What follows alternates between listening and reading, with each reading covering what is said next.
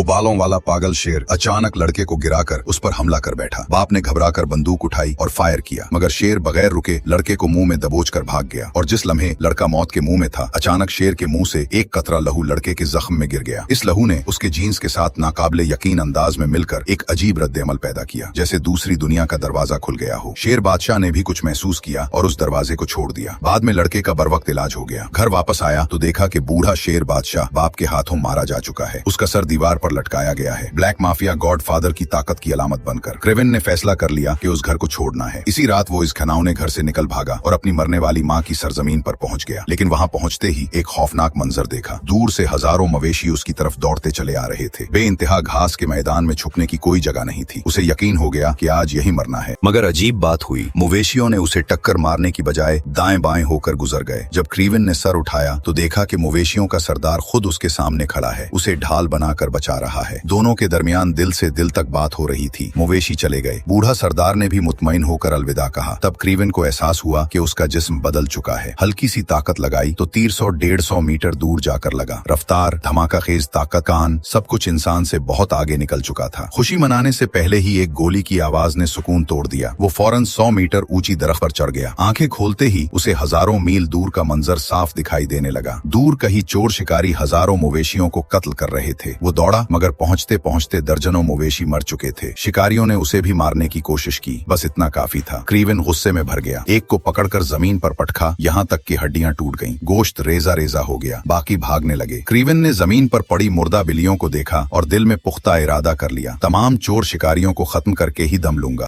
वक्त गुजरता गया। 20 साल बाद क्रेवेन अब दुनिया का टॉप क्लास कातिल बन चुका था। उसके हाथ में शिकारियों की फहरिस्त थी। बरसों से वो फहरिस्त के नाम एक एक करके काटता जा रहा था। आज उसका निशाना एक जेरे जमीन ब्लैक मार्केट का डॉन था। क्रेवेन ने कैदी बनकर टॉप सिक्योरिटी जेल में घुस बैठा। डॉन के कमरे में पहुंचा। 2 बॉडीगार्ड्स थे। अलार्म बजने से पहले दोनों को खत्म करना था। वो आहिस्ता से घुटनों के बिल बैठ गया, सर झुकाकर इताअत दिखाई। जैसे ही दोनों ने हथियार ढीले किए, क्रेवेन ने शेर के दांत निकाले और 2 लम्हों में दोनों की गर्दनें काट दी। डॉन भागने लगा, मगर देर हो चुकी थी। क्रेवेन ने शेर के दांत उसके पेट में बार बार घसीटे, यहाँ तक कि वो मर गया। तभी गार्ड्स की आवाजें आईं। क्रेवेन ने एक गार्ड को उठाकर नीचे फेंका, फिर छत पर चढ़ गया। लोहे की जाली खोली, छत पर निकला, छलांग लगाकर दूसरी तरफ पहुंच गया। हेलीकॉप्टर की रोशनी उस पर पड़ी। वो अंधेरे में दौड़ा। गोलियां उसके इर्द गिर्द फटती रहीं, मगर एक भी न लगी। वो जेल से निकल गया। आगे बर्फानी तूफान आया। वो रास्ता भूल गया। अचानक एक बर्फानी भेड़िया सामने आ खड़ा हुआ। क्रेवेन घबराया नहीं, आंखों से आंखें मिलाकर बात की। भेड़िया जो अभी दांत निकाले खड़ा था, अचानक दम हिलाने लगा। फिर वो उसे रास्ता दिखाता हुआ प्लेन तक ले आया। वापस आकर क्रेवेन सो गया। सुई में ही चोर शिकारियों ने जंगली जानवर मारे, सैंग काटे। जब वो जागा तो उन्हें देख लिया। गुस्से में भरा हुआ था। ऊपर से छोटे सरदार ने गालियां दी। बस फिर क्या था, वो गाड़ी के नीचे घुस गया। अचानक निकला, हलाल चाकू से पहरेदार का गला काट दिया। ड्राइविंग सेट पर बैठे 2 और को खत्म किया। छोटा सरदार चीखा, भागो, मगर क्रेवेन ने गाड़ी का नंबर नोट कर लिया। जब वो वापस आया तो क्रेवेन उसी के गोदाम में उसका इंतजार कर रहा था। एक गोली नाम फहरिस्त से काटा, अटर्नी से काटा, दरवाजा बंद करके निकल गया। पूरा ऑपरेशन पानी की तरह बहता हुआ। उसके बाद क्रेवेन एक स्याफॉर्म लड़की के पास गया। उसे शेर वाली कार्ड दिखाई। कार्ड देखते ही लड़की की आंखें फैल गईं। वो फौरन समझ गई कि सामने कौन है। दरअसल जिस दिन शेर ने क्रेवेन को उठाया था, वो लड़की भी वहीं मौजूद थी। उसके हाथ में वही शेर वाला कार्ड था जो उसकी दादी ने रवानगी से पहले दिया था। साथ में एक पुरअसरार दवा की बोतल भी, खतरे में काम आएगी। और वाकई किस्मत ने अपना खेल खेला। जंगल में क्रेवेन मरता पड़ा था। लड़की ने वो दवा उसे पिलाई। शेर का लहू और दवा मिलकर क्रेवेन को दोबारा जिंदा कर गए। अब क्रेवेन उससे शुक्रिया अदा करने आया था, मगर लड़की खुश न थी। उसका उस्ताद कुछ दिन पहले कत्ल हुआ था। क्रेवेन बोला, मैंने उसका बदला ले लिया। जिस डॉन को मैंने अभी मारा वही था। ये तेरा एहसान चुकाने के लिए। लड़की को यकीन न आया। उसने खुद चेक किया, वाकई डॉन मर चुका था। मगर डॉन की मौत से आसपास के ग्रोह हिल गए। राइनोमैन, गेंडा आदमी, काफी दिनों से डॉन की जगह लेना चाहता था। वो क्रेवेन के बाप का पुराना मुलाजिम था, जिसे बाप हमेशा ताने देता था। तब से वो इंतकाम की आग में जल रहा था। उसने डॉन के बाकी आदमियों को बुलाया, खरीदने की कोशिश की। गंजा आदमी हंस पड़ा, तू एक लूजर है, हमारे लिए काम करेगा? राइनोमैन ने जिस्म से पाइप उखाड़े। उसका बाजू हाथी जितना बड़ा हो गया। गंजे ने गोलियां चलाईं, मगर राइनोमैन ने हाथ से गोलियां निकालकर फेंक दी। सबने हथियार डाल दिए। रात को राइनोमैन ने दाढ़ी वाले को भेजा क्रेवेन के बाप रूसी से मिलने। बातचीत के बहाने कत्ल का प्लान था, लेकिन रूसी को शक हो गया। औरत करीब आई तो रूसी ने दाढ़ी वाले को पकड़कर ढाल बनाया। गोलियां चलाईं, औरत मर गई। लेकिन लड़ाई में उसका छोटा बेटा डेमी खौफ से मेज के नीचे छुप गया। रूसी को गुस्सा आया, ये मेरी नस्ल कैसे, सल्तनत कौन संभालेगा। इधर राइनो मैन को नाकामी की खबर मिली, मगर वो हैरान ना हुआ। इसे तो असल में यूएसबी मिली थी जिसमें क्रिवन की जेल से फरार की वीडियो थी। क्रिवन का नाम सुनते ही वो घबरा गया। उसे पता था क्रिवन कितना खतरनाक है, प्लान खराब हो सकता है। उसने फौरन अपने ट्रम्प कार्ड को बुलाया। फॉरनर नामी पुरस्कार आदमी। इसकी आंखों में अजीब ऐनक थी जो दुश्मन को वहम में डाल देती थी। जब तक वो होश आता गोली चल चुकी होती। इधर क्रिवियन को कुछ पता न था। आज उसके छोटे भाई डेमी का जन्मदिन था। वो दीवारों पर चढ़ता हुआ कैमरों से बचता हुआ डेमी के पास पहुंचा। डेमी भाई को देखकर पागल हो गया। दोनों उसके बार में गए। खूपी डेमी ने बताया कि कातिल के हमले के दिन वो डर कर छुप गया था। बाप को बुरा लगा। वो बाप की नजर में अच्छा बनना चाहता है। क्रिवियन बोला, इससे दूर रहे, वो इंसान नहीं जानवर है। अचानक बाप वहां आ गया। मुंह से तो कह रहा था डेमी को जन्मदिन की मुबारकबाद, मगर असल में बड़े बेटे से मिलने आया था। क्रिवियन ने डेमी का दिन खराब न हो इसलिए जबरदस्ती खाना खाया। रात को डेमी को कमरे में छोड़ा, खुद बाहर सो गया। अगले दिन अलविदा कहने होटल गया तो कमरा तबाह, डेमी गायब, बिस्तर पर खून। वो तेजी से छत पर पहुंचा, देखा कि काली वर्दी वाले डेमी को गाड़ी में डाल रहे हैं।